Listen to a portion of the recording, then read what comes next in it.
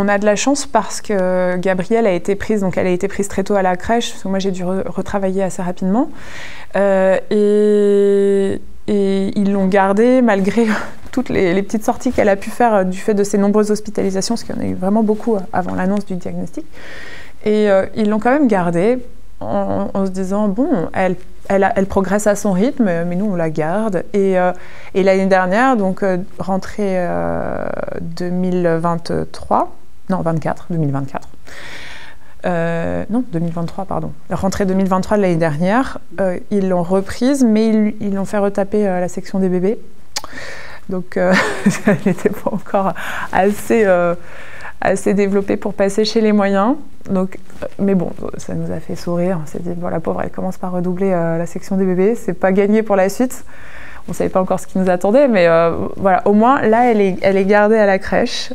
La crèche a très bien accueilli son diagnostic et donc tout ce que ça pour eux c'est compliqué parce que c'est un bébé qui fait quand même presque 17 kilos à porter. Elle demande une attention particulière, elle n'est pas forcément hyper douce avec ses petits copains, mais malgré tout ils la gardent et ils sont très à l'écoute de tout ce qu'on peut leur dire de petits conseils qu'on peut leur donner pour que ça se passe bien avec Gabrielle. Et en fait, elle adore ses référentes. C'est les mêmes qui la suivent depuis qu'elle est arrivée à la crèche. Ça se passe très bien. Elle a une petite attention plus particulière parce qu'elle a un peu plus de mal à s'endormir pendant la sieste collective et pour pas mettre trop le bazar avec les autres. Bon, voilà, alors que moi, j'ai tendance à la maison à la laisser se débrouiller. J'interviens pas trop pour le sommeil, mais voilà, donc ils ont été super et ils continuent à être bien, et notamment en termes d'emploi du temps, parce que c'est vrai qu'on a beaucoup de rendez-vous et ça, ils ont été très compréhensifs et donc elle peut venir et repartir un peu quand elle veut.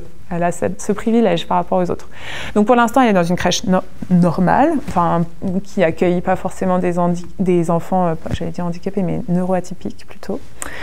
Voilà, et donc tant qu'elle peut rester dans ce cursus normal, voilà, je la laisse. Et j'ai déjà touché un mot à la directrice de l'école maternelle où elle devrait aller, puisqu'elle a une grande sœur qui est à la maternelle en ce moment. Et la directrice m'a dit qu'à partir du moment où l'enfant marchait, on pouvait mettre en place voilà, une scolarité encore à peu près normale en maternelle avec l'aide d'une AESH. Je ne suis pas encore entrée là-dedans. Là, pour l'instant, je suis dans la lune de miel de la maladie où on ne se pose pas trop les questions un peu angoissantes. Et je ne me les pose pas, je préfère prendre les choses comme elles viennent. Voilà. Donc, on verra pour la suite.